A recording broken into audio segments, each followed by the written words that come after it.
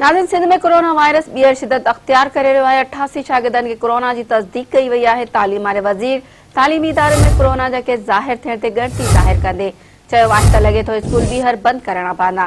तालीम वारे वज़ीर सईद ग़नी अॼु ॿिए ॾींहुं बि कराची जे मुख़्तलिफ़ स्कूलनि जो दौरो करे सूरतहाल जो जाइज़ो वरितो। सूबाई वज़ीर सईद ग़नी चयो आहे त स्कूलनि में 13,000 शागिर्दनि जी कोरोना टेस्ट कई वई, जिन मां 88 शागिर्दनि जी रिपोर्ट मुस्बत अची वई आहे। तालीम वारे वज़ीर चयो आहे त तालीमी इदारनि में SOPs ते अमल न पियो थिए, लॻे थो स्कूल ॿीहर बंदि करणा पवंदा। शागिर्द SOPs ते अमल करे सभिनी खे महफ़ूज़ बणाए सघनि था। नाज़रीन, अहम ख़बर हिकु दफ़ो ॿीहर अव्हांखे ॾेई रहिया आहियूं त सिंध में कोरोना वायरस ॿीहर शिदत अख्तियार करे रहियो आहे। 88 शागिर्दनि खे कोरोना जी तस्दीक कई वई आहे। तालीम वारे वज़ीर तालीमी इदारनि में कोरोना जा केस ज़ाहिर थियण ते ॻणती ज़ाहिर कंदे चयो आहे त लॻे थो स्कूल ॿीहर बंदि करणा पवंदा। तालीम वारे वज़ीर सईद ग़नी अॼु ॿिए ॾींहुं बि कराची जे मुख़्तलिफ़ स्कूलनि जो दौरो करे सूरतहाल जो जाइज़ो वरितो।